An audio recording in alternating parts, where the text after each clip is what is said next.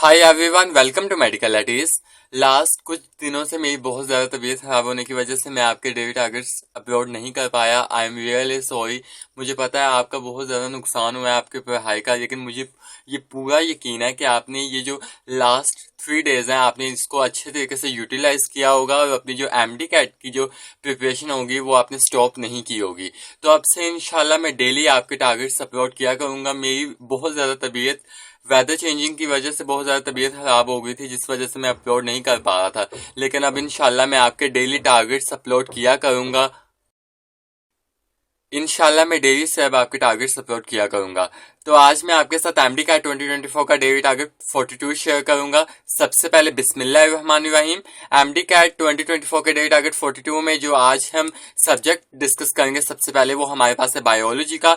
इसमें जो हमने न्यू चैप्टर जो हमने फर्स्ट ईयर हमने स्टार्ट की हुई है, तो हमने कल मैंने आपको 41 टारगेट में मैंने आपको जो एंजाइम का चैप्टर स्टार्ट किया था, उसमें जो हमने पहला सब topic according to PMDC syllabus discuss किया था, जो एंजाइम का इंट्रोडक्शन था।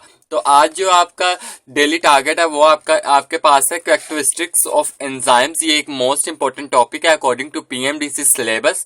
तो एंजाइम्स की कैरेक्टरिस्टिक्स आपने करनी है।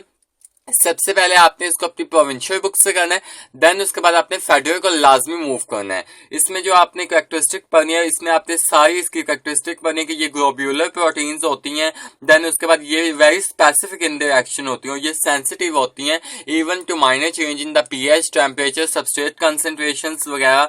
देन उसके बाद एक मोस्ट इंपॉर्टेंट हमारे पास कैरेक्टरिस्टिक है जो एंजाइम की ना कई बोर्ड्स में तो नहीं लिखी हुई, लेकिन कई बोर्ड्स में ना ये वेरी कर सकता है, पेज टू पेज के डिफरेंट पेजेस पर ये इंफॉर्मेशन लिखी हुई है। जैसे कि पीटीबी में ये इंफॉर्मेशन हमारे पास नेक्स्ट पेज पर लिखी हुई है, लेकिन आपने ये वाली इंफॉर्मेशन जो मैं आपको बताने लगा हूँ, ये आपने इस कैरेक्टरिस्टिक वाले पेज पर ही लिख लेना है कि जो एंजाइम्स है ये रिक्वायर करता है एक्वस मीडियम को अपनी एक्टिविटी करने के लिए। Enzymes require aqueous medium for its activity. तो आपने इसकी कैरेक्टरिस्टिक्स आज आपने करनी है। आज का जस्ट आपका एक छोटा सा ही टॉपिक है।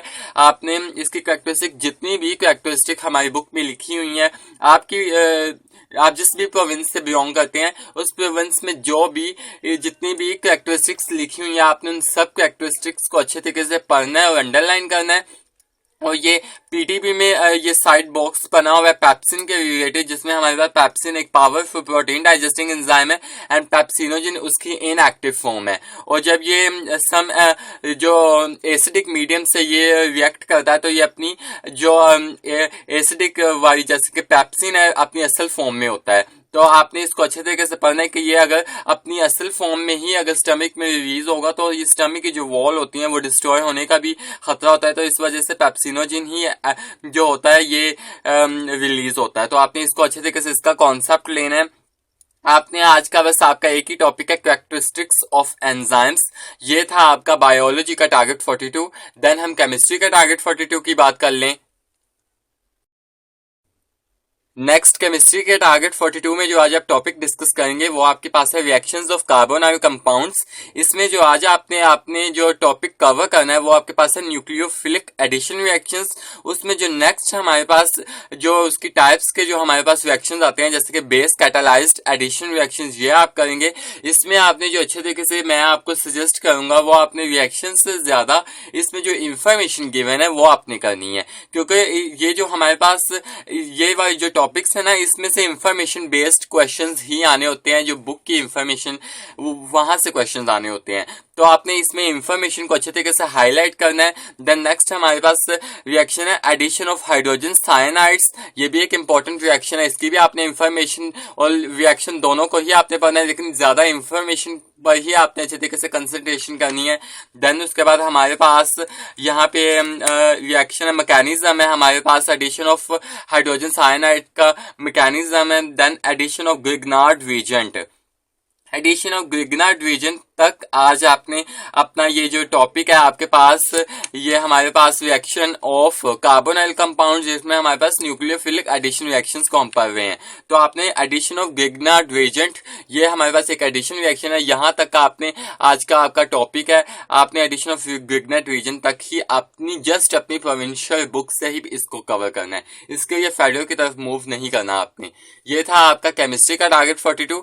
देन हम फिजिक्स के टारगेट 42 की बात कर लें। हम फिजिक्स के टारगेट 42 की बात कर रहे हैं। इसमें जो आपने आज का टॉपिक कवर करना है वो आपने कवर करना है वेव नेचर ऑफ पार्टिकल्स। तो वेव नेचर ऑफ पार्टिकल ये शो करता है कि जो लाइट होती है ये हमारे पास डिस्प्ले करती है ड्यूल नेचर को, ये एक्ट करती है वेव की तरह भी और पार्टिकल की तरह। ये हमारे पास एक इंपॉर्टेंट लाइन है, तो आपने इसको अच्छे तरीके से हाईलाइट करना है। देन उसके बाद हमारे पास इसमें मोमेंटम ऑफ फोटोन का रिलेशन दिया गया, इक्वेशन हमारे पास दी गई, उसको भी आपने हाईलाइट करना है, अच्छे तरीके से इसको पढ़ना है।